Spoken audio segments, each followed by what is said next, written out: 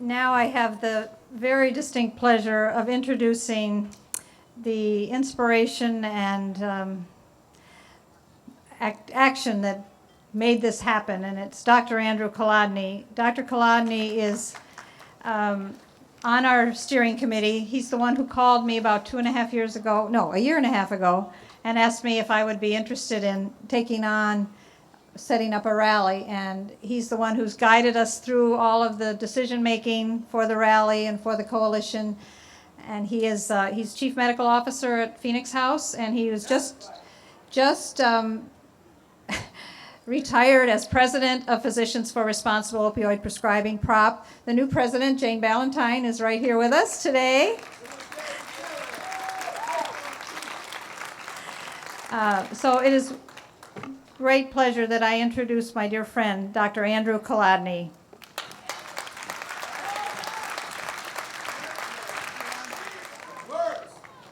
So it's a pleasure to have this opportunity to be with all of you here today and to see people who've come here from around the country who've been working hard, all of you, working hard in your towns and your counties, with your states, to do everything you can to try and prevent more people from dying, more people from being affected by this epidemic.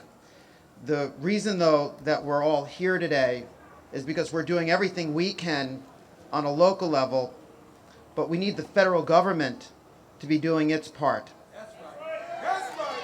That's right.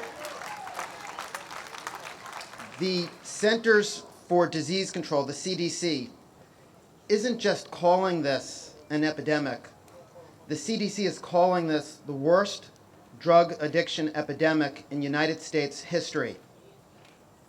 They're saying that because the deaths from overdose now far surpass deaths from overdose at the height of two previous epidemics that we've had.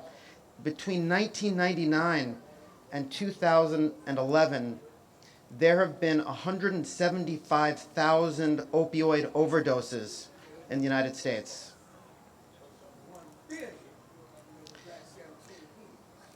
Ronald Reagan was rightly criticized during the AIDS epidemic because it wasn't until 1986 and until 16,000 Americans had died of AIDS before he would utter the word AIDS in a speech. Where's President Obama?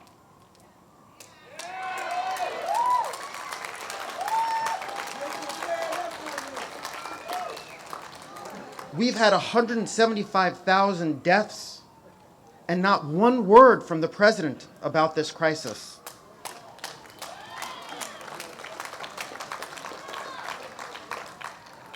A couple of days ago, we heard President Obama give a speech about the Ebola epidemic in Africa.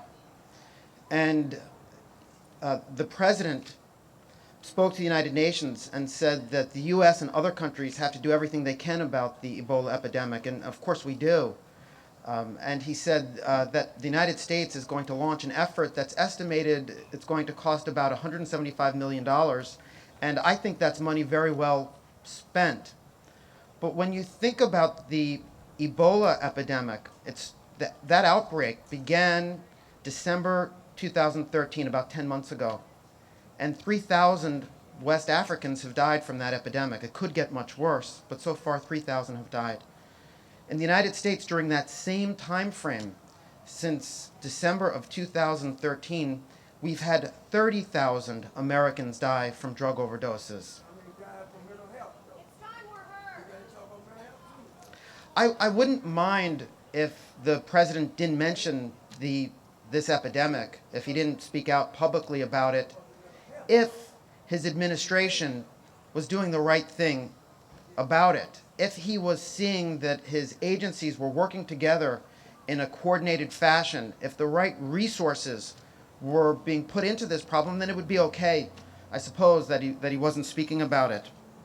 But not only aren't our federal agencies working together in a coordinated fashion, not only hasn't he put the resources into this problem, he's actually cut funding for addiction treatment during the height of this epidemic. And some of our agencies, some of our federal agencies, actually one agency in particular, isn't just helping out about this problem. That agency is actually making this problem worse. And I'm talking about the FDA.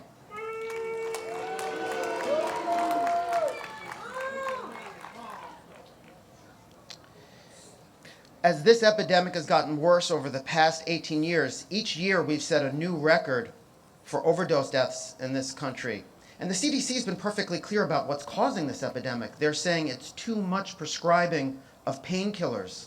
They're saying the medical community has caused this epidemic by prescribing too much. And the message from the CDC has been very clear. We may not be able to turn this epidemic around until the medical community, until doctors and dentists start to prescribe more cautiously. While the CDC is trying to get the medical community to prescribe more cautiously, the FDA continues to approve new opioid painkillers and allows them to be marketed for common conditions.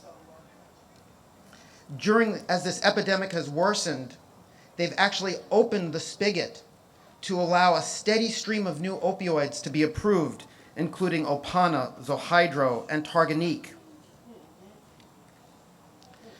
All of us here know that this is a very complicated problem, and there's a role for various federal agencies and state agencies and community groups and health insurance companies and providers and individuals and families. All of us, there's a role for all of us to be playing. We know there are no easy solutions. But the genie is out of the bottle now. And we've got millions of people, millions of Americans who now have the disease of opioid addiction. And if we don't rapidly expand access to treatment, heroin will continue to flood into communities, and families will continue to be devastated by this crisis. So today, I'm hoping everyone here is going to be marching to the White House to demand from the Obama administration that they put the appropriate resources into this crisis, and to demand that its agencies begin working together in a coordinated fashion, because we are fed up. Thank you.